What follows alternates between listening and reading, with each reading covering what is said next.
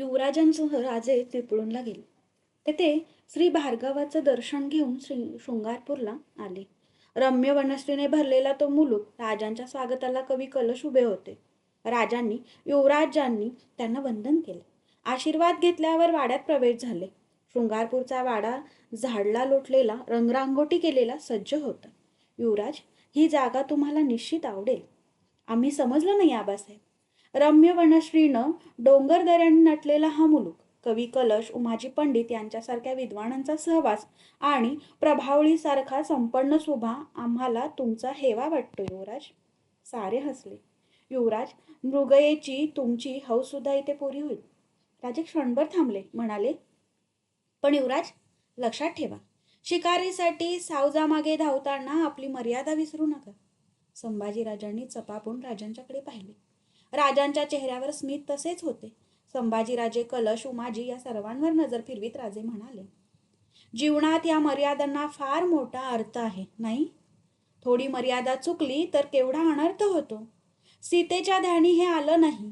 भिक्षा घालण्याचं पुण्यकर्म करण्यासाठी सीतेनं मर्यादा ओलांडली आणि रावणानं तिचं हरण केलं. सदरेवर सर्वांना सोडून राजे युवराजांसह महाली आले. त्यानंतर राजांनी काही दिवसात संभाजीराजांची सर्व व्यवस्था लावून दिली. वाड्याचा फड दप्तर कारकुनांनी भरला. सदरेवर प्रभावळीचे अधिकारी आले. एके दिवशी सायंकाळी राजांनी येसूबाईंना आपला मोहिमेवर जाण्याचा बेत सांगितला. येसू, आम्ही आता मोहिमेवर निघतो. प्रभावळीचा सुभा युवराज सांभाळतील, पण तुझी जबाबदारी फार मोठी आहे. प्रभावळीचा सुभेदार आम्ही तुझ्या हाती सोपवितो. युवराजांवर नजर असू दे. तुझ्यामुळं आम्ही निर्धास्त आहोत. मी बाई माणूस, काय करणार? येसू, पतीला रिझवण्यात स्त्रीचं कर्तृत्व असतं. संसार त्यावरच अवलंबून असतो. आमचे युवराज आमचं सांगणं मोडतील, पण ते तुझ्या शब्दाबाहेर जाणार नाहीत, हे आम्हाला माहीत आहे. त्यामुळं आम्ही निर्धास्त आहोत. हंबीरराव पुढे गेले आहेत. ते आमची वाट पाहत असतील. उद्याच निघणार? हो. खरं पाहिलं तर आम्ही एवढंही थांबणार नव्हतो. आम्ही वाट पाहत होतो. कोणाची? दुसऱ्या कुणाची? आम्ही युवराजांच्या सुभेदारीसाठी प्रभावळीचा सुभा निवडला. तेव्हा नुसते युवराज आमच्या डोळ्यासमोर नव्हते, तू पण होतीस. शृंगारपूर तुझं माहेर. जाण्यापूर्वी पिलाजीरावांची गाठ पडली असती तर बरं झालं असतं. त्याच वेळी सेवकाने वर्दी आणली. सदरेवर शिर्के सरकार आले आहेत. राजे आनंदित झाले. म्हणाले, 100 वर्ष आयुष्य आहे. पिलाजीरावांना इकडेच घेऊन ये. युवराजांसह पिलाजीराव महालात आले. येसूबाईंनी त्यांना वंदन केले. पिलाजीराव राजांच्या मुजऱ्यासाठी वाकले. राजांनी पुढे होऊन पिलाजीरावांचे हात धरले. ते म्हणाले, पिलाजीराव, आपण व्याही. मुजरा करून का लाजवता? तेवढंच नातं असतं तर मुजरा केला नसता. पिलाजीराव आपल्या गलमिशांवर पालती मूठ फिरवीत म्हणाले, पण आपण छत्रपती. कुणबी मराठ्यांची मान वाकल्या बिगर राहील होय? ते सदरेत, इथे नव्हे. हा येसूचा महाल आहे. तसं मानलं तरी मुजऱ्यातून सुटका होत नाही महाराज. ते कसं? आठवतं? आग्र्याहून एकटे आलात आम्ही भेटायला. नको पिलाजीराव, ती आठवण काढू नका. पुष्कळ यातना आपण दोघांनी भोगल्या. राजे एकदम विषय बदलीत म्हणाले, आता हे तुमचे जावई प्रभावळीचे सुभेदार आहेत. आम्ही मोहिमेला जातो. आता या दोघांची जबाबदारी तुमच्यावर. महाराजांनी निर्धास्त असावं.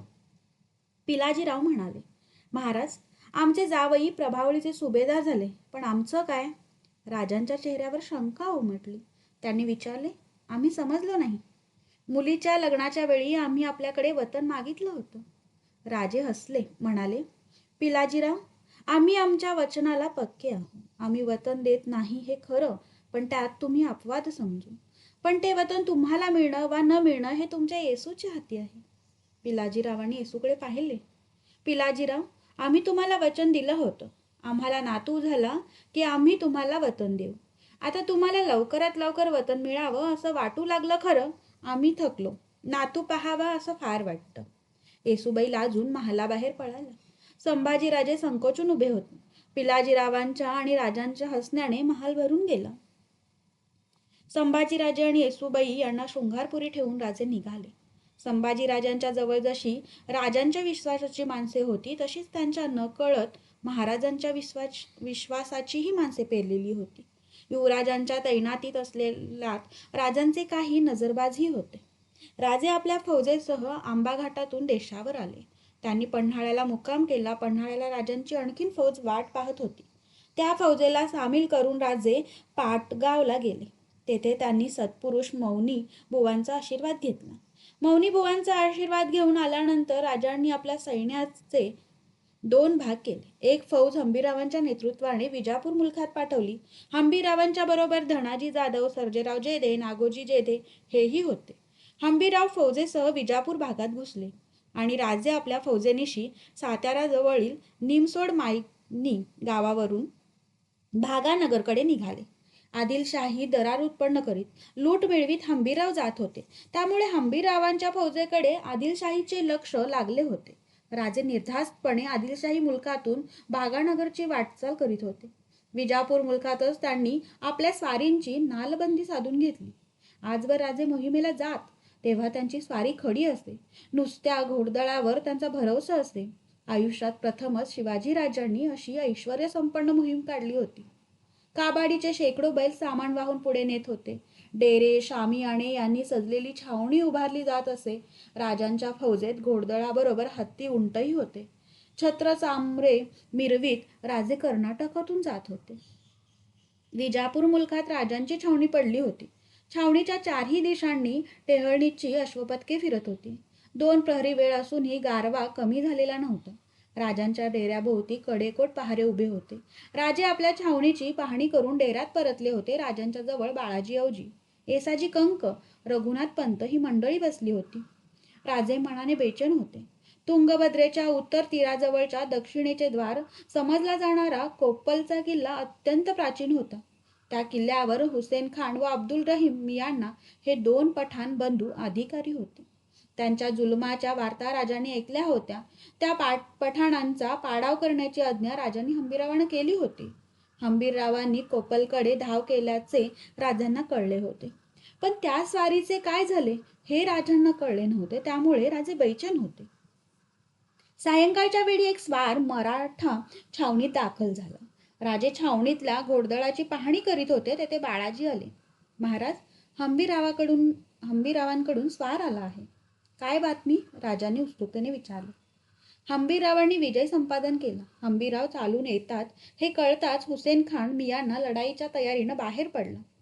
गदग प्रांतातील एलबुर्गा गावी दोघांची गाठ पडली. मोठ्या तर्फेचं युद्ध झालं. हुसेन खानाचा पाडाव झाला. या युद्धात 2000 घोडी, 12 हत्ती, अनेक उंट, बिछाईत, खजिना आणि महीन कापड सापडलं. सर्व संपदा घेऊन हंबीरराव आपल्या फौजेनिशी इकडे येत आहेत. ती बातमी ऐकून राजांना फार आनंद झाला. राजांच्या शेजारी उभे असलेले सूर्याजी, येसाजी यांच्या चेहऱ्यावर विजयाचे हास्य विलसले. राजांची नजर बाळाजींकडे गेली. पण बाळाजींच्या चेहऱ्यावर तो आनंद दिसत नव्हता. राजांचे मन सरकले. ते म्हणाले, बाळाजी, एवढा विजय संपादन केला पण तुम्हीच स्तब्ध का? महाराज, हुसेन खानाशी झालेल्या युद्धात पराक्रमाची शर्त करून नागोजी जेधे कामी आले. राजांना धक्का बसला. सर्जेराव जेध्यांच्या बरोबर नागोजी आणि धनाजी जाधव ही 2 तरुण पोरे गेली होती. नागोजी जेधे गेले यावर राजांचा विश्वास बसत नव्हता. बाळाजी सांगत होते. हुसेन खान मियाणाचा जेव्हा मोड झाला तेव्हा मियाणाचा हत्ती बगल काढून पळू लागला. ते पाहताच नागोजीनं हातातला भाला पेलीत आपला घोडा सरळ हत्तीला भिडविला. नागोजीचा भाला सुटला आणि त्यानं बरोबर हत्तीच्या गंडस्थळाचा वेध घेतला. पळून जाणार हत्ती माघारी वळला. हौद्यात बसलेल्या हुसेन खानानं त्वेषानं नागोजीवर बाण सोडला. दुर्दैवानं बाण वरमी लागला. मस्तक भेदून बाण हनवटीजवळ बाहेर पडला. सर्जेराव जवळच होते. बाण काढताच नागोजीराव निघून गेले. अरे अरे, राजे कळवळले. नागोजी पडलेला पाहताच धनाजी जाधवरावांनी मियाणाचा हत्ती वेढला. मियाणाला हौद्यातून खाली खेचला. हुसेन खान मियाणा गारद झाला. धनाजींनी पठाणाची एकच लांडगे तोड केली. बाळाजी थांबले. तो पराक्रम ऐकून राजे भारावले. ते उद्धारले. निर्भेळ विजय मिळतच नाही का? सदैव त्याला दुःखाची झालर लावावीच लागते का? राजांचे मन कशातच लागणे शक्य नव्हते. पागेची पाहणी रद्द करून ते आपल्या डेऱ्यात गेले. दुसऱ्या दिवशी सकाळपासून हंबीरावांची फौज छावणीवर येऊ लागली. लुटलेली संपत्ती तळावर आली. 2000 घोडी, हत्ती, लुटीचे सामान पाहण्यासाठी साऱ्या छावणीने गर्दी केली. राजे आपल्या डेऱ्यात बसले होते. येसाजी कंकाने हंबीरराव येत असल्याची वर्दी आणली. हंबीरराव आले. त्यांनी राजांना मुजरा केला.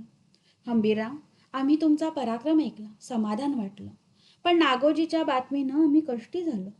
हंबीरराव आदबीने म्हणाले. युद्ध तर्फेच झालं. नागोजींनी पराक्रम थोर केला. सर्जेराव आणि धनाजी आपल्या दर्शनासाठी आले. राजे दचकले. ते उठून उभे म्हणाले, सर्जेराव गावी गेले नाहीत? जी नाही. नागोजी पडले. त्यांचं दहन झालं.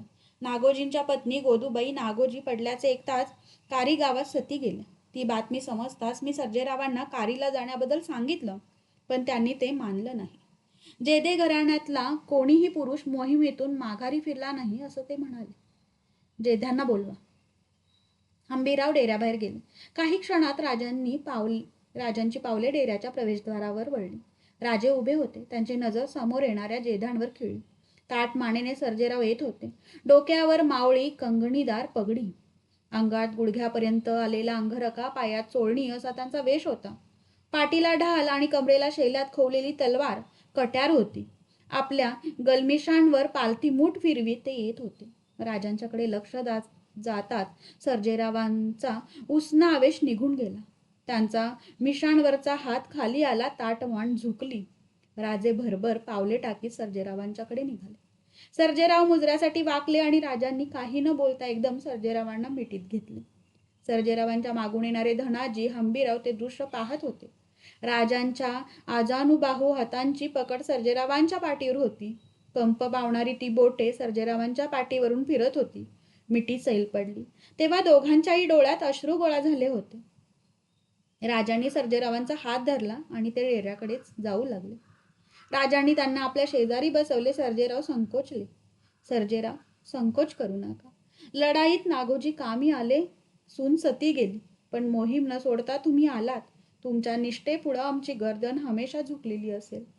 राजे, हे काय बोलता? दौलतीच्या चाकरीत पराक्रम करून पोर निघून गेलं, त्याचं सार्थक झालं. बापाच्या अगोदर पोरानं संधी मिळवली आणि स्वारी सोडून मी कसा जाऊ? सर्जेराव, तुमच्या धीराचं मोल कसं करावं? बाळाजी, सोन्याच्या मोलाची ही माणसं, त्यांचं मोल सोन्याच्या तोड्यानं होणार नाही. रायगडी जाताच या प्रसंगाची आठवण म्हणून दरवर्षी 1 शेर सोनं द्यायची मोहीम करा. आम्ही परत जाऊ तेव्हा स्वतः कारीत जाऊन मातोश्रींचं समाधान करू. धनाजी जाधवांच्या पराक्रमाचं कौतुक करून राजांनी सरफराजी केली. हंबीरराव येऊन मिळाल्यामुळे छावणी वाढली होती. राजांच्या फौजेत 30,000च्या आसपास घोडदळ व 20,000चे पायदळ होते. राजे मजल दरमजल करीत भागानगरच्या विलायतेत आले. भागानगराचा मुलूक लागताच राजांनी आपल्या सैन्यात सक्त ताकीद केली की येथे प्रत्येक गोष्ट पदरच्या पैशाने विकत घ्यायची. वाटेतील लोकांस काडीचाही उपद्रव लागता कामा नये. सुरुवातीलाच या हुकुमाविरुद्ध जे वागेल त्यांना राजांनी क्षमा केली नाही. गुन्हेगारांच्या गर्दना मारून जाबता बसविला आणि दर मजलीस खुश खरेदी सर्व पदार्थ घेत राजे भागानगरकडे जाऊ लागले. शिवाजी भागानगरास येत आहे या बातमीमुळे भागानगराच्या नागरिकांची उत्सुकता वाढली होती. कुतुबशहाच्या मनात मात्र राजांबद्दल त्यांची भीती निर्माण भागानगरच्या नागरिकांची उत्सुकता वाढली होती. कुतुबशहाच्या मनात मात्र राजांबद्दल भीती वाटत होती. त्यांच्या दरबारचे राजांचे वकील प्रल्हाद निराजी व खुद्द कुतुबशहाचे वजीर मादन्ना यांनी शपथक्रिया करूनही कुतुबशहाचे समाधान झाले नव्हते. पण राजे आपल्या मुलखात येऊनही लुटालूट करीत नाहीत ही बातमी जेव्हा ऐकली तेव्हा कुतुबशहाला धीर आला. रिवाजाप्रमाणे शिवाजीराजांना 4 गावे सामोरे जाण्यास तो तयार झाला. राजांचे स्वार खलिते घेऊन भागानगरकडे दौडत होते. छावणीवर दररोज खलिते येत होते. राजांना खुद्द तानाशहा समोर येणार हे कळताच राजांनी आण घालून पातशहास कळवले की तुम्ही न येणे, आपण वडील भाऊ, आपण पुढे न यावे. राजांच्या निरोपाने पातशहा संतुष्ट झाला. आपण स्वागताला जाण्याचे राजांच्या इच्छेनुसार रद्द करून कुतुबशाहीचे वजीर मादन्नापंत व आकन्नापंत यांना सामोरे पाठवण्याचे त्यांनी ठरविले. राजे भागानगरकडे जात होते. भागानगर 2 गाव राहिले असता मादन्नापंत सामोरे येत असल्याची वर्दी आली. उन्हाची वेळ असूनही हवेत गारवा होता.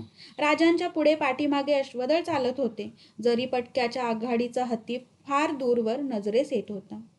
राजांच्या बरोबर हंबीरराव, येसाजी कंक, मानाजी मोरे, रघुनाथ पंत ही मंडळी जात होती. फौजेला बगल देऊन एक स्वार दौडत राजांपाशी आला. कुतुबशाही पदके नजरेत येत असल्याची त्याने वर्दी दिली. राजांच्या चेहऱ्यावर स्मित झळकले. ते हंबीरराव मोहिते आणि सोमाजी नाईक यांना म्हणाले, तुम्ही दोघे सामोरे जाऊन पाचशहाच्या वजीरांना आमच्या समोर घेऊन या. हंबीरराव सामोजी नाईकांच्या सह आपली तुकडी घेऊन पुढे दौडले. राजांच्या फौजेची चाल आता मंदावली होती. राजे शांतपणे मार्ग आक्रमित होते. बराच वेळ गेला. शेजारचे आनंदराव म्हणाले, महाराज. राजांनी सामोरे पाहिले. सपाट भूमीच्या त्या प्रदेशातून अश्वपथके दौडत होती. तळपत्या उन्हात त्या पथकांची शस्त्रे तळपत होती. पथकांच्या अग्रभागी कुतुबशाहीचा हिरवा झेंडा फडकत होता. अंदाजे 1500 स्वारांचे पथक नजरेत आले होते. अग्रभागी राजांच्या पथकाचे लोक दौडत होते. त्यामागे कुतुबशाही स्वार होते. त्यांच्या मागे हंबीरराव व इतर नजरेत भरणाऱ्या व्यक्ती दिसत होत्या. राजांची फौज केव्हा थांबली हेही कोणाच्या ध्यानी आले नाही. राजांच्या मागून काही अंतरावर ती पथके थांबली. हंबीरराव, सोमाजी नाईक पायउतार झाले. त्यांच्या मागून येणाऱ्या प्रल्हाद निराजींनाही राजांनी ओळखले. राजे पायउतार झाले. घातलेल्या पायघड्यांवरून ते 4 पावले गेले असतील नसतील तोच समोरची मंडळी नजदीक आली. प्रल्हाद निराजींनी मुजरा केला. त्यांच्या मागून येणाऱ्या दोघा आसामींवर नजर खिळली. त्यांना पाहताच ते मादन्ना पंत आणि आकण्णा पंत आहेत हे राजांनी ओळखले. प्रल्हाद निराजींनी ओळख करून दिली. महाराज, कुतुबशाहीचे वजीर मादन्ना पंत आणि त्यांचे बंधू आकण्णा पंत आपल्या स्वागतासाठी आले आहेत. राजांची नजर मादन्ना पंतांवर खिळली. मस्तकी दक्षिणी पगडी, रेशमी अंगरखा व धोतर परिधान केलेले मादन्ना, आकण्णा राजांच्याकडे पाहत होते. मादन्यांच्या रुंद कपाळावर गंध रेखाटले होते. चेहरा सतेज आणि डोळे पाणीदार होते. उजवा हात छातीवर ठेवून मादन्ना पंत नतमस्तक झाले. छत्रपतींचा विजय असो. छत्रपतींची पावलं भागानगरला लागत आहेत याचा आलमपणांना परम हर्ष आहे. खुद्द जिल्हे सुभाणी आपल्या स्वागतासाठी येणार होते, पण आपल्याच विनंतीनुसार त्यांना आपल्या मरणाला आवरावं लागलं. पातशहांच्या वतीनं मी या भूमीत आपलं इस्तकबाल करतो.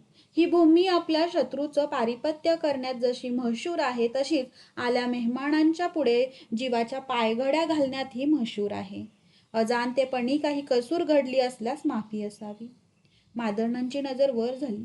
राजे पुढे झाले. त्यांनी मादण्णांचे हात प्रेमाने हाती घेतले. राजे म्हणाले, मादण्णा पंत, पत्ररूपानं भेटी झाल्याच आहेत. तुम्हाला भेटायला जीव वितावीळ होता. राजांनी बोलता बोलता आपल्या मनगटावरची रत्नखचित पोची काढली. ती मादण्णांच्या मनगटावर घालीत राजे म्हणाले, आमची यादगार म्हणून ही जन्नत करा. परमेश्वर दयाळू आहे. वर आकाश आणि खाली विशाल धरित्री. या भूमीवर आमची छत्रचाम्र आणि पातशहांची कुतुबशाही किती लहान. आकाशाच्या छत्राखाली होणारी ही स्नेहभराची भेट तशीच विशाल बनू दे, अक्षय टिकू दे. मादण्णांनी राजांचे गुण ऐकले होते, पण ते रूप आणि बोलणे ऐकून मादण्णा भारावून गेले. राजांच्या भेटीसाठी घेतलेल्या कष्टाचे चीज झाले असे त्यांना वाटले. मादण्णांनी आपल्या बंधूंचा आणि स्वागतासाठी आलेल्या शाही दरबारातील मातब्बर सरदारांचा परिचय करून दिला. शाही दरबारचे लोक राजांच्या बरोबर भागानगराची वाट आक्रमू लागले. भागानगर नजीक येत होते. डोंगर आणि प्रचंड शिलाखंडांनी नानाविध आकार घेतलेल्या टेकड्या, यातून गेलेल्या रस्त्याने फौज पुढे सरकत होती. सायंकाळच्या सुमारास राजे भागानगर जवळ आले. तिरप्या सूर्यकिरणात उभ्या असलेल्या त्या वैभवसंपन्न नगरीचे दर्शन राजांना घडले. भागानगरात लगतच विस्तीर्ण माळावर राजांच्या छावणी उभारली होती. छावणीत मध्यभागी उभारलेल्या डेऱ्यावर सुवर्ण कळस चकाकत होता. राजांच्या वास्तव्याचे ठिकाण दर्शवणाऱ्या त्या डेऱ्यावर भगवा ध्वज फडकत होता. छावणी दायरेकार पद्धतीची होती. छावणीचे रस्ते सुबकपणे एका रेषेत आखले होते. पुढे गेलेल्यांनी छावणीची व्यवस्था हाती घेतली होती. पहारे उभे राहिले होते. राजांनी छावणीत प्रवेश केला. मध्यभागीच्या डेऱ्याभोवती वर्तुळाकार छोटे डेरे उभारले होते. त्यांच्या लगतच मोठ्या तंबूचे वलय होते. त्यावर राहुट्यांची वलये ठेवली होती. छावणीच्या चारही बाजूंना सायवान डेरे उभारले होते. त्याखेरीज पिलखाना व कामकरी लोकांच्या जागा निराळ्या होत्या. भागानगराशेजारी एवढी ऐश्वर्यसंपन्न छावणी आजवर पडली नव्हती. राजांचा डेरा ऐश्वर्यसंपन्न होता. भारी बिछायतींनी गालिचांनी त्यांचे ऐश्वर्य वाढलेले होते. कणोजी धुपांचा मंद सुगंध सर्वत्र दरवळत होता. राजांनी मादण्णांसह डेऱ्यात प्रवेश केला आणि तोफेचा आवाज उठला. राजे सुरक्षितपणे छावणीवर आल्याचे साऱ्या भागानगरला कळून चुकले. राजांनी मादण्णापंत, आकण्णापंत, शाही दरबारचे मनसबदार या सर्वांचा यथोचित सन्मान केला. निरोपाचे विडे दिले. सूर्यास्ताच्या आधी राजांची छावणी स्थिर झाली. रात्र हळूहळू छावणीवर उतरू लागली.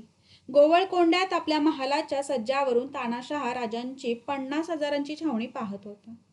छावणीवर हजारो टेंभे जळत होते. असंख्य काजवे चमकावेत असे ते भासत होते. भागानगरा इतकीच विस्तीर्ण छावणी पसरल्याचा भास होत होता. मादण्णांनी ग्वाही देऊनही तानाशहाची भीती कमी झाली नव्हती. अस्वस्थ मनाने तो ती लुकलुकणारी छावणी पाहत होता. पहाटेच्या थंडीत राजांची छावणी जागी झाली. पहारे बदलले. पहाटेच्या गार वाऱ्याने कणाती फडकू लागल्या. छावणीत ठायी ठायी शेकोटा पेटला. सूर्यदेवाला राजांनी डेऱ्याबाहेर येऊन सूर्यवंदन केले. राजांची स्नान पूजा आटोपली होती. उन्हे चढू लागली तसे राजांचे एक एक सरदार मुजऱ्यासाठी सामोरे येऊ लागले. राजे प्रल्हादपंत, हंबीरराव, मानाजी, येसाजी त्या मंडळींबरोबर बोलत होते. छावणीची हाल हवाल समजून घेत होते. कुतुबशाहीने ठेवलेल्या बडदास्तीने सारे खुश होते. कुतुबशहानी कशाचीच कमतरता ठेवली नव्हती. दिवस वर आला तसे कुतुबशाहीचे मानकरी राजांच्या गोठाकडे येऊ लागले. मादण्णापंत आले, प्रल्हाद निराजी आले. पाचशहांच्या भेटीचे स्थळ काळ निश्चित करण्याबद्दल वाटाघाटी सुरू झाल्या. राजांनी सांगितले, मादण्णा, आम्ही पाचशहांच्या भेटीसाठीच एवढ्या दूरवर आलो. पाचशहांनी आमच्या स्वागतासाठी येण्याची गरज नाही. आम्ही किल्ल्यात जाऊन त्यांची भेट घेऊ. मादण्णापंतांच्या मनावरचे ओझे उतरले. पातशहा किल्ल्याबाहेर पडण्यास भीत होते हे त्यांना माहीत होते. मादण्णांनी सांगितले, महाराज, जशी आपली आज्ञा. भेटीबाबत आपली आणखीन काही खास इच्छा असली तर मी ती पाचशहांच्या कानावर घालीन.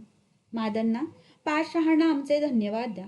त्यांनी आमची बडदास्त पाचशहांच्या कीर्तीला साजेशीच ठेवली आहे. मुहूर्त निश्चित झाला की आम्ही भेटीसाठी ठरेल त्या ठिकाणी येऊ. पण आमच्या वतीनं पाचशहांना विनंती करा की जसे ते पाचशहा आहेत तसेच आम्ही पण छत्रचाम्र बाळगीत आहोत. दरबारी रिवाजाप्रमाणे पाचशहांच्या पुढं शिरमोई धरणं व तसलीम करणं आम्हाला रुचणार नाही. भेट व्हावी ती बरोबरीच्या नात्यानं व्हावी. मादण्णांनी पाचशहांना राजांचा निरोप कळविला. पाचशहांनी ती भेट मान्य केली.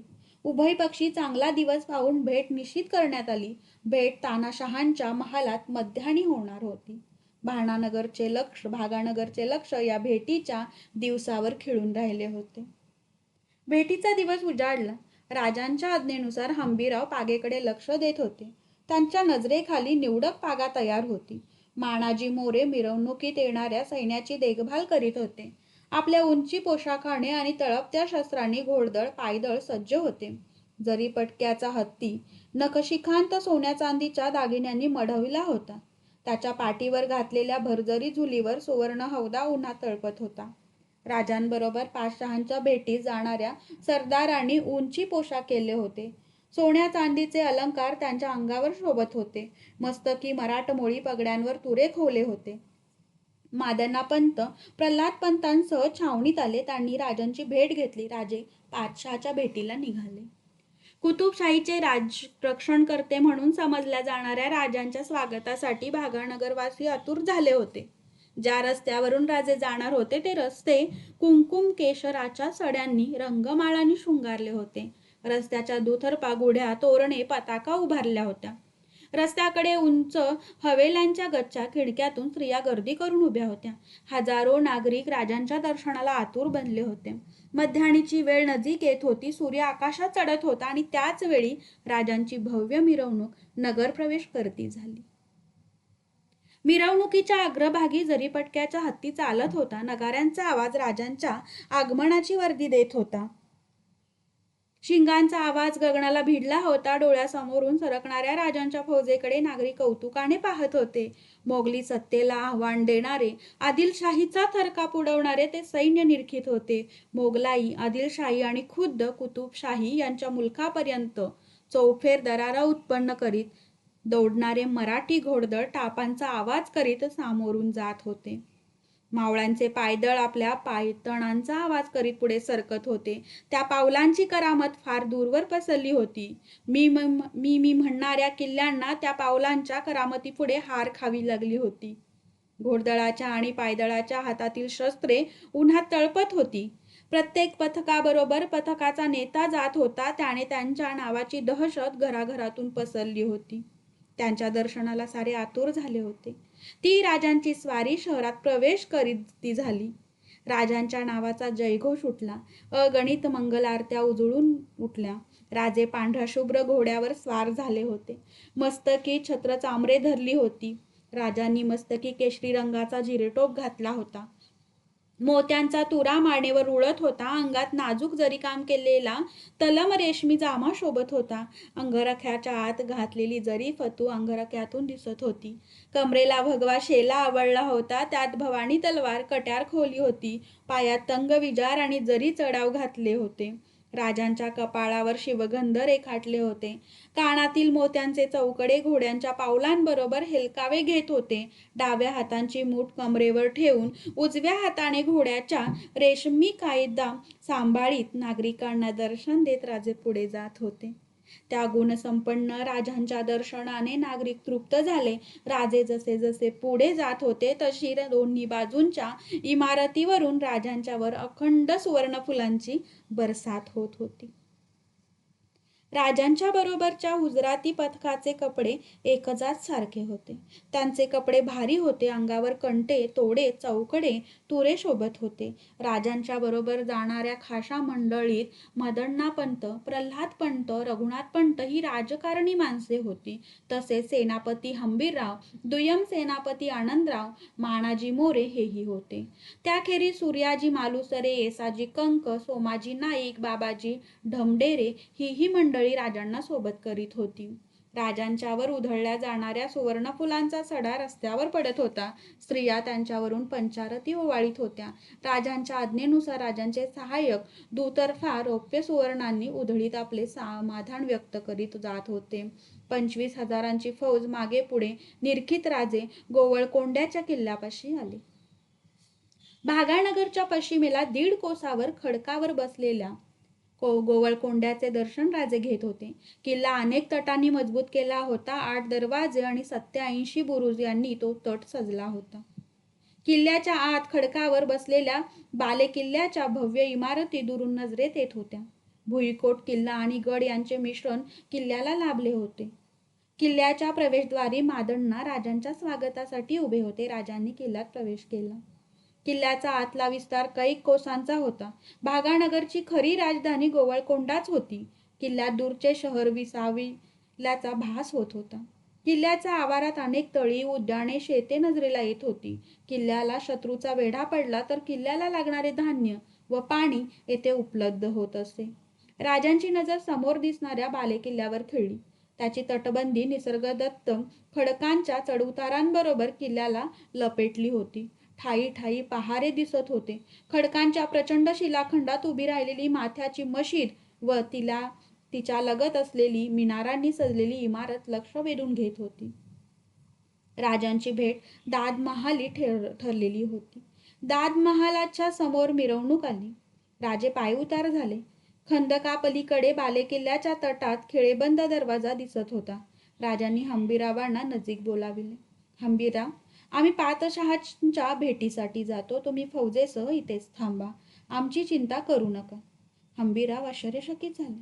मादण्णांच्या इशारतीबरोबर खंदकावरची फळी करकरत उतरली. मखमलीच्या पायघड्या अंतरल्या गेल्या. राजांनी आपल्याबरोबर प्रल्हाद पंत, जनार्दन नारायण आणि अंगरक्षक म्हणून सोमाजी नाईक व बाळाजी ढमढेरे एवढ्यांनाच घेतले. राजांचा निर्णय ऐकून मादण्णाही चकित झाले होते. ते म्हणाले, महाराज, आपल्याला आणखीन संगती घ्यायचे? मादण्णा पंत, मैत्रीमध्ये आमच्या मनात दुश्मनी येत नाही. एवढी माणसं काय करायची? रिवाज म्हणून ही संगती घेतली. नाहीतर आम्ही सडेच पातशहांच्या समोर गेलो असतो. चला. खुद्द पातशहा आपल्या स्वागताला येणार आहेत तेव्हा? नको मादण्णा, पातशहांना निरोप पाठवा. महालीच राहा म्हणून सांगा. त्यांनी खाली यायची गरज नाही, आम्ही स्वतःहून त्यांच्या महाली जाऊ. मादनांनी पाषाणा निरोप पाठवला आणि राजांनी विश्वासाने खंदकाच्या फळीवर पाऊल ठेवले. मादन्ना व गोवळकोंड्याचे मनसबदार यांच्यासह राजे फळीवरून तटाच्या दरवाजाशी गेले. अंगूर महालाच्या खिडकीतून राजांच्या फौजेकडे पाहणाऱ्या कुतुबशहाला राजांचा निरोप पोहोचला. तो आश्चर्यचकित होऊन राजांच्या कृतीकडे पाहत होता. अवघ्या 4 माणसांनीशी शिवाजी बालेकिल्ल्यात येतो हे पाहताना त्याची नजर विस्पारली गेली. खंदकाची फळी उंचावलेली दिसत असूनही त्याच्या डोळ्यावर विश्वास बसत नव्हता. शिवाजी राजाने आपल्यावर टाकलेल्या विश्वासाने त्याचे मन उंचवळून आले. त्याच वेळी टाळीचा आवाज महाली घुमला. शिवाजी राजे किल्ल्यात आल्याची इशारत मिळाली. राजांच्या भेटीसाठी तयार झालेला अबुल हसन तानाशहा गडबडीने राजांच्या सामोर जाण्यासाठी अंगूर महालाबाहेर पडला. राजे जेव्हा दाद महालात आले तेव्हा महालाच्या मध्यभागी उभ्या असलेल्या कुतुबशहावर त्यांची नजर गेली. कुतुबशहा पुढे आला. प्रल्हाद निराजी राजांना म्हणाले, अली आला हजरत अलप पनाह अबुल हसन कुब्दशाह. कुतुबशहांना मादन्नाने ओळख करून दिली. गो ब्राह्मण प्रतिपालक हिंदू पतपातशहा छत्रपती शिवाजी महाराज. कुतुबशहा प्रसन्न मुद्रेने सामोरे आले. त्यांनी राजांना स्नेहालिंगन दिले. राजांचा हात हाती घेऊन राजांसह ते बैठकीवर गेले. दोघे एकाच बिछायतीवर लोडाला टेकून शेजारी बसले. राजे कुतुबशहांकडे पाहत होते.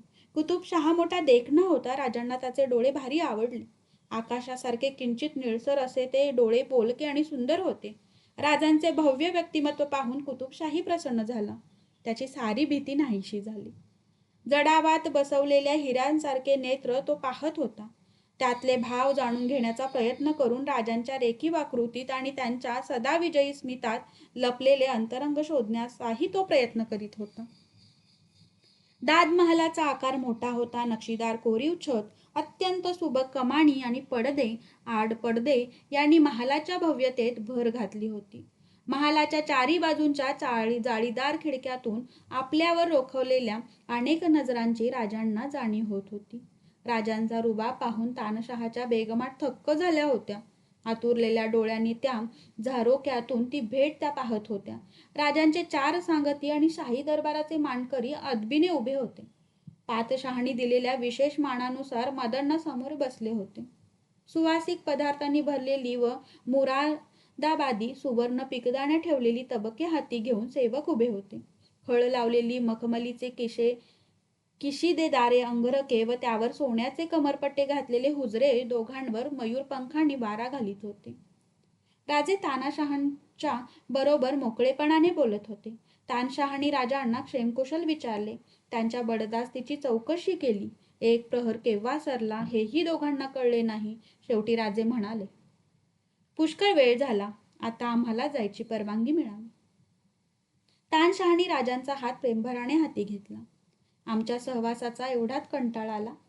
आमची तमन्ना होती की आपण 1-2 दिवस तरी आमच्या महाली राहावं. खुले दिल गुफ्तगू करे, कुछ तफरीह करे. राजे हसले. ते चटकन म्हणाले, ते आमचं आलिशान मुकदर समजू. आम्ही खोटं कधी बोलत नाही. आपल्याला आम्ही वडील बंधू मानतो. आपली इच्छा आम्ही कशी मोडू? आम्ही राहतो. आपल्या सहवासात आम्हालाही आनंद आहे. तानाशहांच्या आश्चर्याला सीमा राहिल्या नाहीत. अवघ्या 4 माणसांनीशी बाले किल्ल्यात आलेला हा राजा किल्ल्यात राहायचेही मान्य करतो. राजांच्या या कृतीने तानाशहा राजांचा स्नेही बनला. रात्री राजांना बरादरीत मेजवानी झाली. वातावरणात संपूर्ण दिलखुलासपणा आला होता. राजांच्या मनात नसतानाही राजांना अफजलवध, आग्र्याहून सुटका, सुरतेची लूट ही सांगावी लागत होती. बाहेर चांदणे पडले होते. जेव्हा शांतता पसरे तेव्हा ठुमरीचे मधुर सूर कानावर पडत. राजांचे लक्ष त्या सुरांकडे वेधत होते. हे लक्षात घेऊन तानाशहांच्या चेहऱ्यावर स्मित विलसत होते. मेजवानी झाली. तानाशहा राजांना म्हणाले, हे गाणं कोण गातं, कुठं गातं याचं कुतूहल आहे ना? राजे निसंकोचपणे म्हणाले, हो. जवळपास कुठं गाणं चालू असतं तर आम्हाला कळलं असतं, पण स्वप्नांमध्ये हलक्या पावलांनी सूर अवतरावेत असा हा भास होतो. चला. तानाशहांच्या बरोबर राजे सज्जावर गेले. आकाशातला 10वा चंद्र दिसत होता. तानाशहा आपल्या अंगावरची शाल बळजबरीने राजांच्या खांद्यावर टाकीत म्हणाले, आपण मेहमान आहात, धाकटे आहात, आपली काळजी आम्हाला घ्यायला हवी. राजांनी मान तुकवून त्या प्रेमाचा स्वीकार केला. दोघे सज्जाच्या कडेला आले. तानाशहा म्हणाले, ऐका. राजे स्तब्ध झाले. त्या शांत नीरव वातावरणात गाण्याचे सूर ऐकू येत होते. काही क्षण गेल्यावर राजे उद्गारले, सुंदर. तानाशहाने पश्चिमेकडे बोट केले. ते म्हणाले, राजे, किल्ल्याला लागून तलाव आहे ना, त्याच्या मागे पहा. बारीक नजरेनं पाहिलं तर 2 टेकड्यांवर उभ्या असलेल्या इमारती दिसतील. आपलं मन रिझवण्याकरता दरबारचे कलावंत तिथं गात आहेत. राजांच्या डोळ्यावर विश्वास बसत नव्हता. तानाशहांनी दाखवलेलं अंतर सहज कोस सव्वा कोसाचे होते. तेथल्या इमारतीत गायलेले सूर पश्चिमेच्या वाऱ्याने बारादरीपर्यंत येत होते. तानाशाह सांगत होते, जिथून हे सूर येतात त्या 2 महालांची नावं प्रेमावती आणि तारामती आहेत. या दोघी कुतुबशाहीच्या राजगायिका. आमच्या वडिलांच्या पदरी त्या होत्या. इथं आला हजरत चांदण्या रात्री आराम करीत आणि गाणं ऐकत असत. त्या गायिका गेल्या, पण ते महाल तसेच आहेत. आज आमच्या दरबाराच्या कलावंतांचं गाणं ऐकण्यासाठी आपल्यासारखे थोर मेहमान आलेत, ही अल्लाची कृपा आहे. राजांची नजर मदानांच्याकडे वळली. राजे म्हणाले, मदन्ना, उद्या त्या कलावंतांची आणि आमची भेट घडवा. आम्ही त्यांच्या गाण्यावर प्रसन्न आहोत. राजे, त्या कलावंतांना भेटण्याची गरज नाही. आपली मेहर नजर म्हणून त्यांना भरपूर दिलं जाईल. मदन्ना म्हणाले, नको. किती केलं तरी ते कलावंत आहेत. ईश्वरी देणगीनं ते समृद्ध आहेत. त्यांना मुलाखत देणं हेच वाजवी होईल.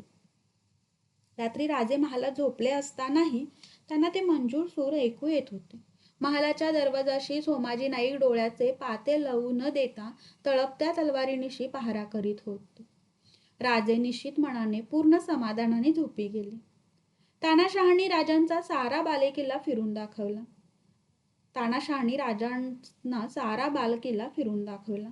खिलवत महाल, राणी महाल, तारामती महाल, दिवानियाम अशा अनेक नामांकित इमारती किल्ल्याच्या दक्षिणेला होत्या.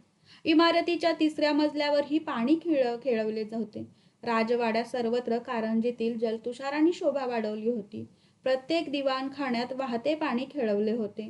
राजांना बरोबर घेऊन तानाशहाने राजधान्यातील मशिदी,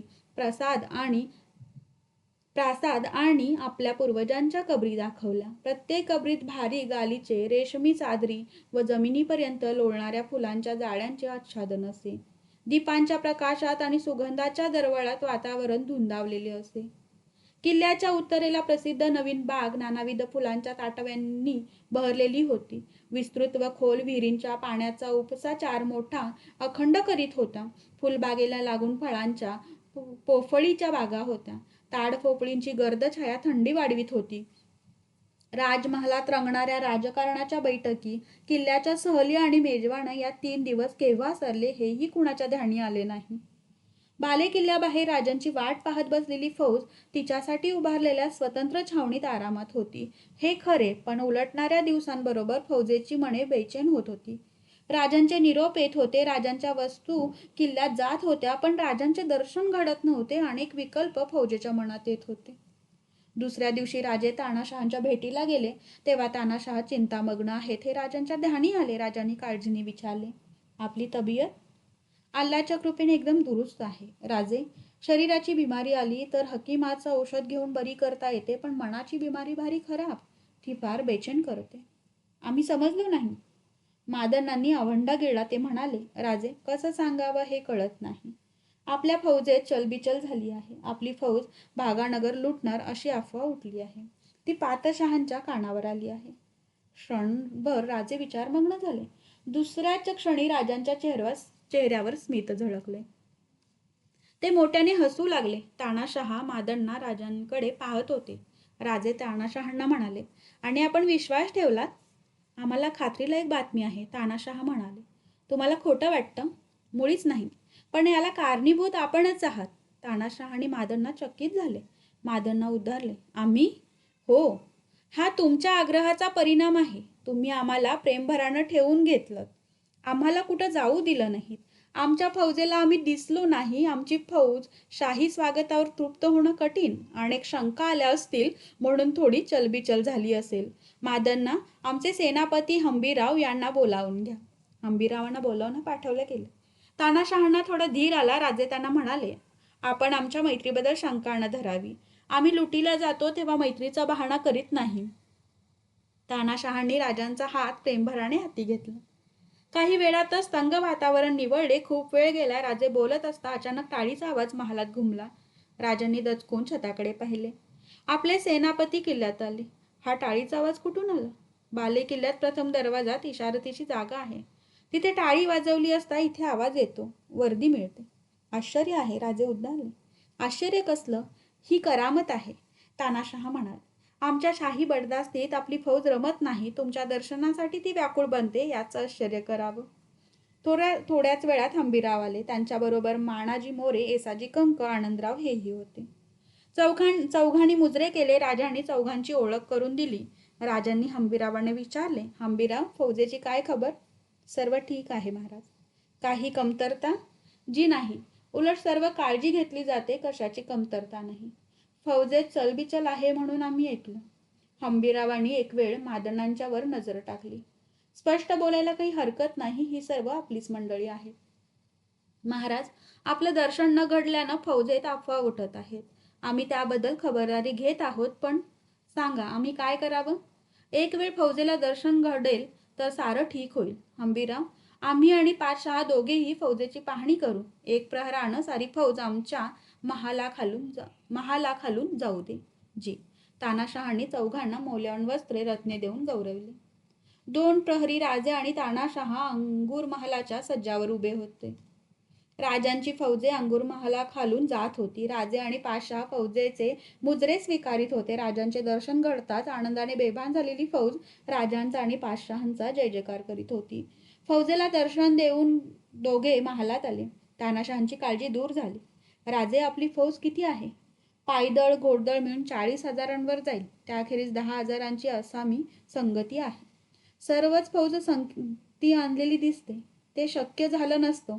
मुलखाचा बंदोबस्त राखण्यासाठी एवढी फौज माघारी ठेवून यावं लागलं. आजवर आपल्या फौजेची तारीफ आम्ही खूप ऐकली.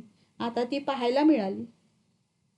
दुरून फौज पाहून तिचे गुण दिसणार नाहीत. आपली मर्जी असेल तर उद्या आमच्या माणसांचं कसब आपल्याला पाहता येईल. आम्हाला आनंद वाटेल, तानाशाह म्हणाले. राजांनी डमढेऱ्यांच्या बरोबर हंबीरावाने निरोप पाठवला. राजे राजकारणाच्या मसलितच गढून गेले. आकाशात 2 प्रहराचा सूर्य कल्ला होता.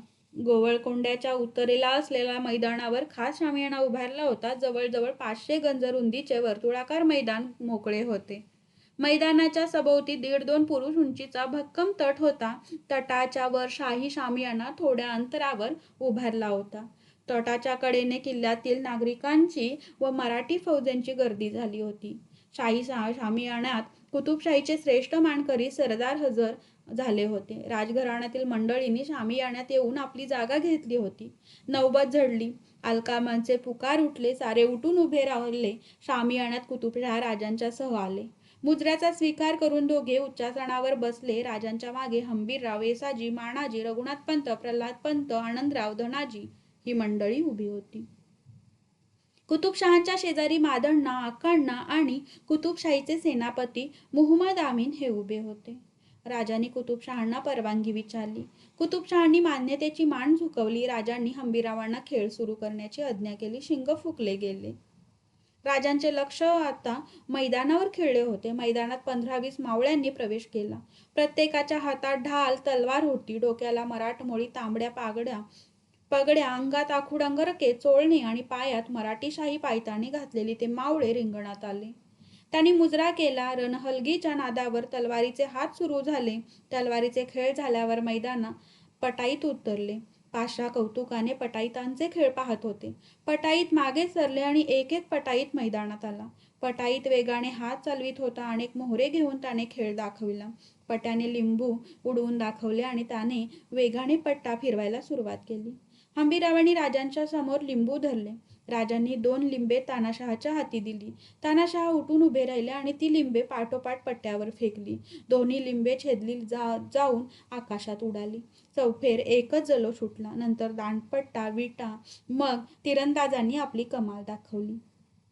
घोडेस्वारांनी मैदानात प्रवेश केला. टापांच्या आवाजाने मैदान भरून गेले. भरधाव वेगाने घोडी रिंगणात पळत होती. भालाई स्वार मैदानात उतरले. भरधाव वेगाने घोडदौड करीत येऊन जमिनीवरचे लिंबू त्यांनी टिपले. राजांनी फेकलेले लिंबू जमिनीवर उतरताच भाल्याच्या टोकावर टिपले गेले. मैदानाच्या उत्तरेला तटावर बसलेल्या माणसातून एक मोकळी वाट सोडली होती. हंबीररावांनी तिकडे बोट करताच राजांनी व तानाशहांची नजर त्या दिशेला वळली. एक स्वार चौखूर उधळत येताना नजरेत आला. स्वार दौडत मैदानाच्या दिशेने येत होता. स्वार मैदानात उडी घेणार असे वाटत होते. साऱ्यांचे श्वास रोखले गेले आणि मैदानाच्या कडेवर आलेला घोडा एकदम आवरला गेला.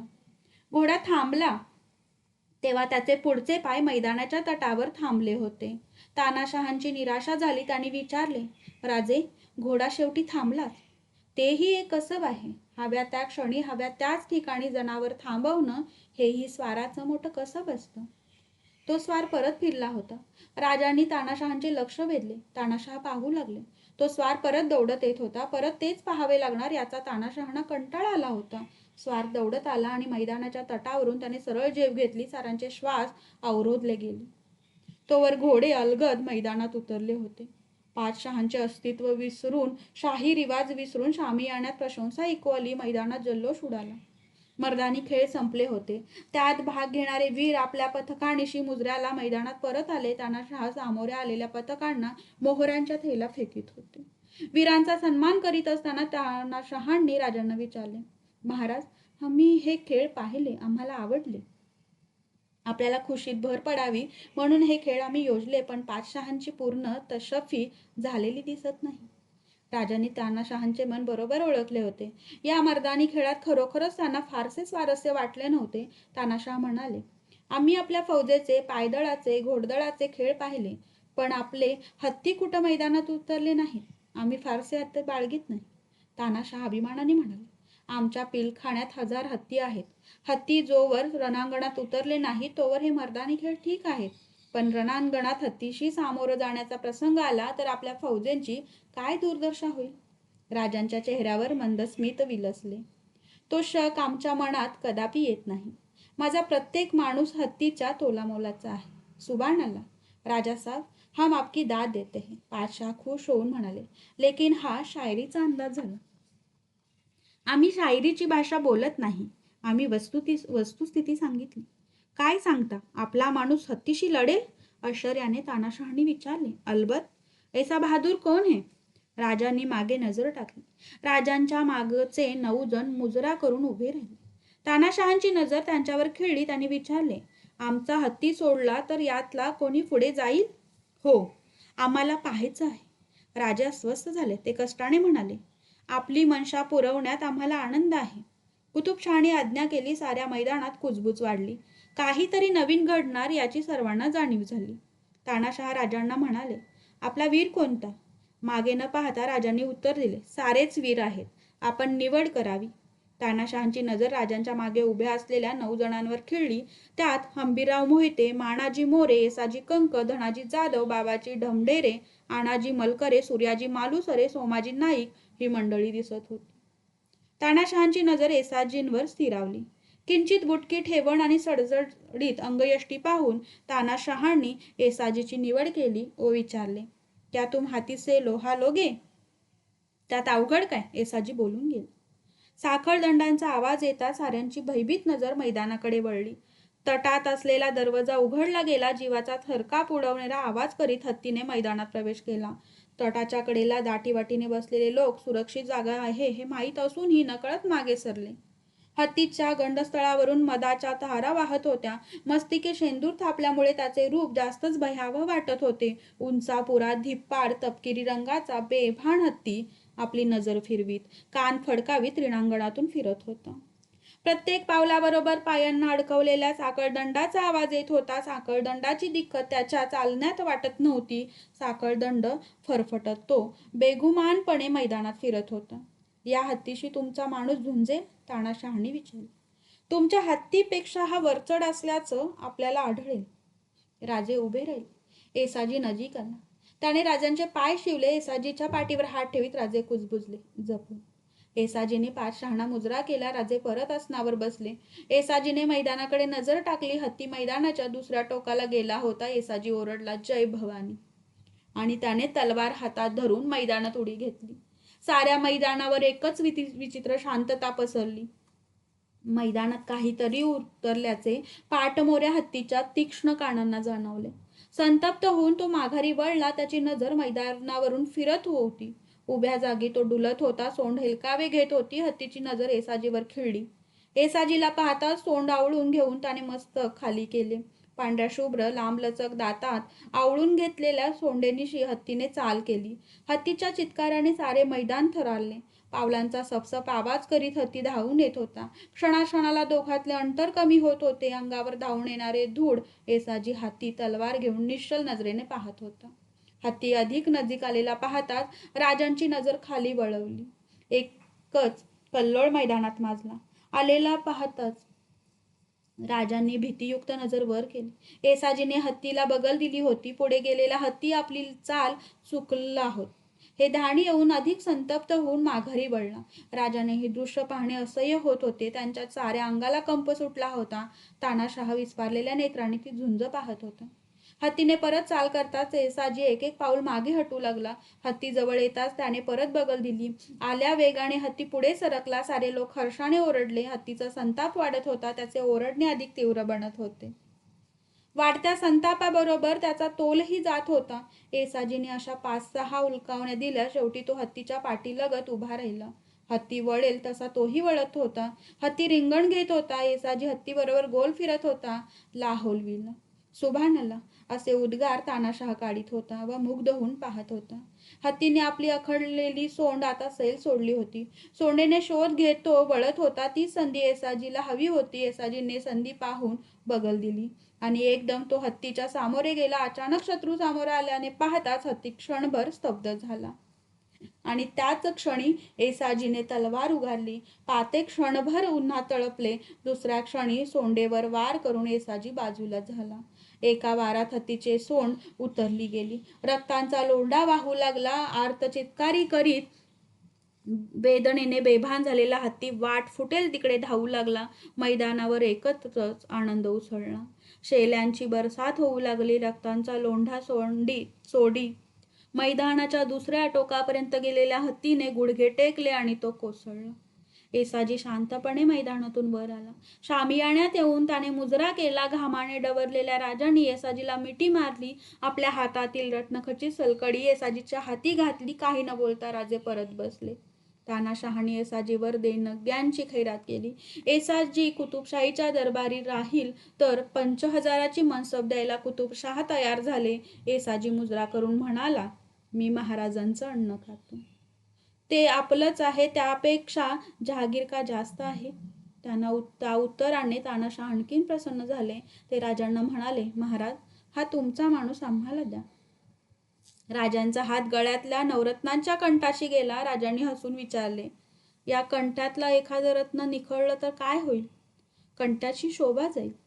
हजरत, आम्ही कंठा वापरतो तो हौसेकरता नाही, ना ऐश्वर्याच्या प्रदर्शनासाठी. हा कंठा या माणसांची आठवण आहे. यातला प्रत्येक माणूस आमच्याच तोलामोलाचा आहे. आमचं राज्य हत्तीच्या बळावर नव्हे, यांच्या आधारावर सुरक्षित आहे. एक एक माणूस मिळवून माळेस मणी जोडले आहेत. ते मणी कसे काढता येतील? तानाशहा निरुत्तर झाले. त्यांना काहीतरी एकदम आठवले. ते राजांच्याकडे वळून विचारते झाले, एक विचारू? संकोच कसला? जेव्हा तुमचा माणूस हत्तीशी झुंजत होता तेव्हा आपली नजर खाली का वळली होती? आपल्या कपाळी घाम का आला होता? आपल्या झुंजीची आपल्याला भीती वाटते? असल्या झुंजीची आपल्याला भीती वाटते? आपका कहना दुरुस्त है, राजे म्हणाले. ही जीवाला जीव देणारी माणसं वेळ का सांगून येते. घात अपघात होतात. चुकून पाऊल फसतं. करमणुकीपायी असे मोहरे खर्ची टाकण्याची सवय आम्हाला नाही. आपल्या इच्छेखातर आम्ही येसाजीला पाठवला, पण तो माघारी येईपर्यंत आमच्या जीवात जीव नव्हता. त्या बोलांनी तानाशहांना राजांचे एक नवे दर्शन घडले. राजे तानाशहांच्या बरोबर महालात आले. राजांनी छावणीवर जायचा निरोप मागितला. तानाशहांनी विचारले, परत भेट? आम्ही इथे आहोत तोवर याद फरमावली जाईल, तेव्हा आम्ही हजर होऊ. निरोप देताना पाचशहाणी अनेक वस्त्रे, नामांकित रत्ने, हत्तीघोडे राजांना नजर केले. शाही रिवाज सोडून तानाशहांनी खुद्द आपल्या हाताने राजांच्या अंगाला अत्तर लावले व निरोपाचे विडे दिले. राजांच्या मनमोकळ्या स्वभावाने व भेटीने तानाशहाच्या मनातील भीती नष्ट झाली होती. या भेटीने संशयाचे वातावरण संपूर्णपणे निवळून पुढील स्वारीच्या योजनेचा राजांनी ठरवलेला आराखडा गोवळकोंड्याच्या दरबारातून एकदम मंजूर होण्याची शक्यता निर्माण झाली. मुख्य राजकारणी बोलणी चालू असताना शिवाजीराजांच्या कीर्तीचा, तानाशहांच्या भेटीचा बोलबाला भागानगरात पसरला होता. कुतुबशाहीचे वजीर मादण्णापंत यांनी राजांना स्वतःच्या घरी मेजवानीला बोलावले. मेजवानीचा स्वयंपाक नोकरांवर न सोपवता स्वतःच्या मातृश्रींच्या हाती पाक सिद्ध करून दोघे बंधू जवळ बसून त्यांनी राजांना भोजन घातले. बरोबर समुदायही होता. भोजन झाल्यावर अलंकार वस्त्रे घोडी देऊन राजांची त्यांनी पाठवणी केली. शिवाजीराजांचे दरबारी वाढते वजन पाहून शहरातील सरदार, शेठ, सावकार यांच्यामध्ये राजांचा सत्कार करण्याची चढाओढ लागली. त्यांच्याकडेही राजांना मेजवान्या आल्या. राजांच्या ह्या मनमोकळेपणामुळे सारे भागानगर राजांच्याकडे आकृष्ट झाले. पातशाह तर राजांच्या मोकळ्या प्रामाणिकपणावर इतका खुश झाला की त्याने राजे मागतील ते देऊन त्यांना संतुष्टी ठेवण्याची मादण्णापंतास आज्ञा केली. राजे भागानगरात आलेल्या प्रतिष्ठित नागरिकांना आपुलकीने भेटत होते. पण एका भेटीची इच्छा अद्याप राहिली होती. भागानगरात केशवस्वामी नावाचे एक सत्पुरुष वास्तव करीत होते. त्यांचे दर्शन घेण्यास राजे उत्सुक होते. एके दिवशी मादण्णांच्या पुढे राजांनी आपली इच्छा व्यक्त केली. आमच्या मनाला स्वामीजींचे दर्शन घेण्याची भारी ओढ लागली आहे. त्यांना आमची इच्छा कळवा. त्यांची आज्ञा झाली तर आम्ही त्यांच्या दर्शनाला जाऊ. केशवस्वामी मादण्णापंतांचे साक्षात गुरु. राजांची इच्छा ऐकून त्यांना भारी आनंद झाला. त्यांनी राजांची इच्छा केशवस्वामींना कळवली. केशवस्वामींनी भेटीला मान्यता दिली. निवडक लोक संगती घेऊन राजे स्वामींच्या दर्शनाला गेले. गावाबाहेर मुसा नदीच्या काठी स्वामीजींचा आश्रम होता. आश्रमाचे वातावरण मोठे प्रसन्न करणारे होते. नाना जातीच्या वृक्षांनी आश्रमाचे वातावरण सुशोभित झाले होते. त्यांच्या सावलीतून आश्रमवासियांच्या पर्णकुट्या उभारल्या होत्या. आश्रमाचे चिंचोळे रस्ते स्वच्छ होते. सर्वत्र नीरव शांतता पसरली होती. राजे सायंकाळच्या वेळी आश्रमाच्या नजीक आले. आश्रमाबाहेर राजे पायउतार झाले. राजांच्या संगती मादण्णा, अक्कण्णा, हंबीरराव, येसाजी, प्रल्हाद, निराजी, रघुनाथपंत, बाळाजी ही मंडळी होती. आश्रमांच्या दारात भगवी वस्त्रे परिधान केलेले शिष्य राजांच्या स्वागताला उभे होते. राजे सर्वांसह बोलत आश्रमाकडे चालत होते. आश्रमाच्या आवारात फिरणारे मोर, हरिणेही नजरेत येत होती. राजे मुख्य आश्रमापाशी पोहोचले. केशवस्वामी राजांची वाट पाहत होते. राजांची नजर केशवस्वामींच्यावर गेली. भगवी वस्त्रे धारण केलेले, सावळ्या सतेज कांतीत कपाळी वैष्णव गंध धारण केलेले केशवस्वामींची मूर्ती पाहून राजांचे मन उजमळून आले. ती शांत नजर, ओठांवर विलसणारे प्रसन्न स्मित, मानेवर रुळणारे केस हे त्यांचा अधिकार सांगत होते. अत्यंत नम्र भावाने राजे पुढे आले. त्यांनी केशवस्वामींच्या चरणी मस्तक ठेवले. केशवस्वामी डोळे मिटून आशीर्वाद देत होते. राजांच्या खांद्यांना त्या हातांचा स्पर्श झाला. राजे उभे राहिले आणि क्षणात केशवस्वामींनी राजांना गाढ आलिंगन दिले. दोघांच्याही नेत्रात आनंदाश्रू उभे राहिले होते. केशवस्वामी असा लोभ दुसऱ्या कोणावर दाखवलेला मादण्णांनी पाहिला नव्हता. न राहून मादण्णा म्हणाले, महाराज, आपण भाग्यवंत आहात. स्वामींनी असा लोभ कोणावर दाखवल्याचं आम्ही पाहिलं नाही. ते भाग्य आपल्यालाच लाभलं. राजांना बळेच आपल्या जवळ बसवीत केशवस्वामी म्हणाले, मादण्णा, आम्ही ही भेट ईश्वर कृपा मानतो. राजांचा जन्म जबरदस्त पूर्वपुण्याईवरून लाभतो. ते भाग्य लाभलेले जीव बहुतेक पूर्वपुण्याईचा विसर पडून ती पुण्याई खर्चण्यासाठीच जीवन घालवतात. पण हे राजे त्याला अपवाद आहेत. हा राजयोगी पुरुष आहे. आपल्या पराक्रमानं यांचं पुण्य उदंड वाढत आहे. जेव्हा धर्माचा ऱ्हास होतो, अनाचार माजतो, तेव्हा धर्मरक्षणासाठी परमेश्वराकडून अवतार धारण केला जातो. मादण्णा हा अवतारी पुरुष आहे. याची ओळख फार थोड्यांना आहे. याच्या दर्शनानं कोणाला आनंद होणार नाही. त्या बोलण्यानं राजे संकोचले. केशवस्वामी राजांचे विनयशील रूप मनात साठवीत होते. स्वामीजींनी राजांना बोध केला. त्या अधिकारवाणीने राजांच्या मनाला समाधान लाभले. बाहेर अंधार पडू लागला. राजांनी आज्ञा मागितली. केशवस्वामी म्हणाले, आपल्याला वेळ असेल तर आज इथंच वस्ती करावी. ईश्वर भक्तीची तुम्हाला आवड आहे, त्या आनंदात काही प्रहर घालवता येतील. राजांनी तत्काळ मान्यता दिली. राजे मदन्नपंतांना म्हणाले, पंत, हा योग कोण सोडील? छावणीवर निरोप पाठवा, आम्ही इथं वस्ती करू. हंबीरराव गडबडीने उठले. राजांनी त्यांचा बेत ओळखला. ते म्हणाले, हां अंबिराव, कसली दगदग करू नका. आमच्या गाद्या गिरद्या इथं आणून या वैभव पुढं दारिद्र्याचं प्रदर्शन करू नका. संतांचा सहवास, निर्मळ भूमीची शय्या आम्हाला राजवैभवापेक्षा प्रिय आहे. हा योग आम्हाला साधू द्या. राजांनी सर्वांसह फलाहार, दुग्धपान केले. रात्री समया प्रज्वलित करण्यात आल्या. स्वामीजींच्या शिष्यांनी टाळ मृदुंग हाती घेतला. हाती चिपळ्या घेऊन केशव स्वामी उभे राहिले. रामनामाचा गजर उठला. चिपळ्यांच्या तालावर केशव स्वामींचा भावपूर्ण आवाज स्त्रवू लागला. लागी हो गोविंदासे फिरती, हृदय कमल में जब जब देखू, परम सुंदर परिश्याम की मूर्ती, धनसुत संतती कछु नाही आवत, निशिदिन सुख रूप हरि गुण गावत, आदि पुरुष हरिनंद का सूत, निरखत नाय रोडरे जमदूत, आनंद घन मन मोहन श्याम, रहत केशव मोकू मिलाया राम. केशव स्वामींच्या रसाळ वाणीने राजे तृप्त झाले. साऱ्या काळजीचा विसर पडून तल्लीन होऊन राजे भक्तिरसात हरवले होते. केशव स्वामींचीही तीच अवस्था झाली होती. प्रेमभराने ते कीर्तन करीत होते. प्रहर उलटत होते. केशव स्वामी गात होते, श्रवणांचे चांडे हे धरिले, गुरुमुखे निजबीज पेरिले, निज धैर्य नांगर धरुनी, भेद खुंट काढिले कणुनी, भक्ती ज्ञान वैराग्य तिफणी, अतिशुद्ध केलेली मेदिनी. स्वानंदाचा वर्षला निज घन, परिपूर्ण पिकले चैतन्य, तेथे सत्व सोकारा राखण, कर्म पक्षी हाकितो आपण. निजबोधे पिकले शेत हो, स्वानंदाच्या घुमऱ्या येत हो, केवल्याची राशी हे हेत हो, गुरुकृपे केशव घेत हो.